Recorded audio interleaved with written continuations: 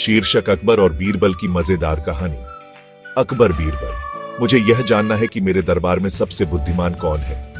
बीरबल महाराज, यह तो बहुत आसान है, मैं एक सवाल पूछूंगा। बीरबल, जो लोग सबसे बुद्धिमान हैं वे हाथ उठाएं।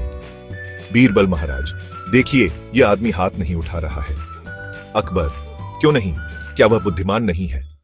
बीरबल, नहीं महाराज, वह सोच रहा है कि अगर उसने हाथ उठाया तो सब उसे बुद्धिमान मान लेंगे और फिर उसे काम करना पड़ेगा। अकबर, बीरबल, तुमने तो सच्चाई बयां कर दी। नरेटर और इस तरह बीरबल ने साबित कर दिया कि असली बुद्धिमानी कभी कभी चुप रहने में भी होती है। यह मजेदार कहानी हमें यह सिखाती है कि कभी कभी मौन रहकर भी हम बहुत कुछ समझ सकते हैं। अकबर और बीरबल की कहानियां हमेशा से ही मनोरंजक और शिक्षाप्रद रही हैं। यह कहानी भी उन्हीं में से एक है जो हमें बुद्धिमानी और चतुराई का एक अनोखा उदाहरण देती है।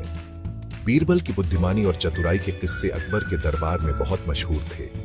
अकबर अक्सर बीरबल से कठिन सवाल पूछते थे और बीरबल हमेशा अपने चतुर उत्तरों से सबको चकित कर देते थे। इस कहानी में भी अकबर ने बीरबल से एक ऐसा सवाल पूछा जिसका उत्तर जानने के लिए दरबार में सभी उत्सुक थे। अकबर ने पूछा, मेरे दरबार में सबसे बुद्धिमान कौन है?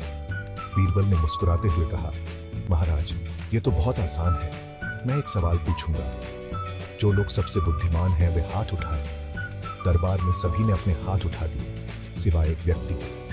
बीरबल ने अकबर से कहा, महाराज देखिए, यह आदमी हाथ नहीं उठा रहा है। अकबर ने पूछा, क्यों नहीं, क्या वह बुद्धिमान नहीं है?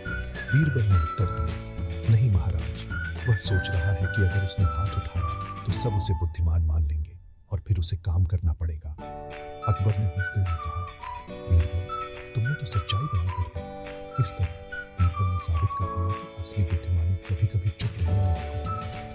ये मजेदार कहानी हमें सिखाती है कभी कभी मौन रहकर भी हम बहुत कुछ समझ सकते हैं। बीरबल की चतुराई और अकबर की जिज्ञासा ने हमें हमेशा से ही प्रेरित किया। इन कहानियों से हमें सीख मिलती है कि बुद्धिमानी और चतुराई का सही उपयोग कैसे किया जाए और इस तरह